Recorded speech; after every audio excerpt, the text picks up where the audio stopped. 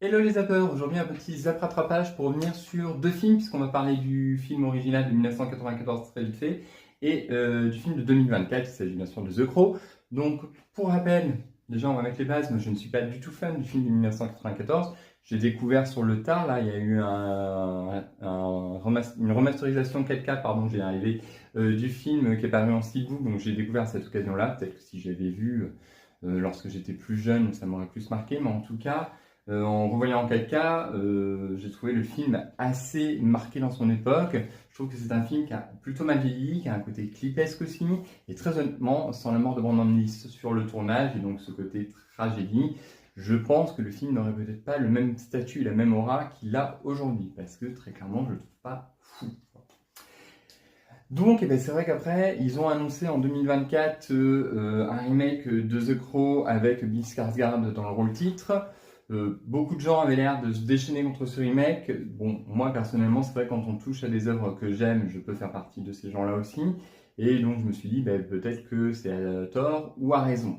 Et donc j'ai regardé ce remake il y a très récemment, voilà, en 4K également, et c'est une purge. Donc je comprends en effet que les fans aient été déçus parce qu'il n'y a rien qui fonctionne dans ce film, que ce soit la romance entre Eric et Shelly.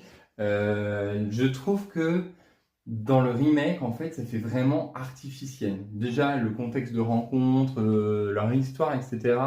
Pour moi, j'y crois pas du tout. J'y crois pas une seconde. Et on sent que c'est là pour emmener justement à cet instant tragique où il va y avoir la mort des deux protagonistes et qui va ensuite emmener toute la quête d'Eric Draven. Donc ça marche pas. Le casting, j'aime beaucoup Bill Skarsgård parce que je l'avais trouvé excellent dans ça. Là, je trouve qu'il n'y a pas grand-chose en même temps à se mettre sous la dent. Il n'y a pas de scène marquante. Le méchant qui s'appelle Vincent aurait pu être intriguant, mais en fait, il est très très mal écrit, très très mal exploité. Il n'y a aucune tension, et même du coup, dans la confrontation finale, du coup, ça ne marche pas. Donc en fait, il n'y a rien qui fonctionne dans ce film, et que ce soit au niveau visuel, chorégraphique, il n'y a rien non plus. Enfin, même la scène du théâtre, qui est peut-être la scène la plus marquante du film, il se passe pas grand chose quoi, à part du gore, c'est pas hyper bien chorégraphié. Hormis le fait où il monte dans les marches, là, il monte de manière saccadée, mais c'est vraiment, c'est mauvais quoi.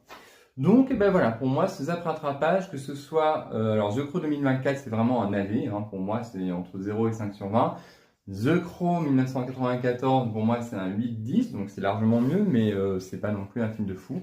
Mais voilà, je suis pas fan de ces deux films-là, ni de la série d'ailleurs avec Marc Dacascos.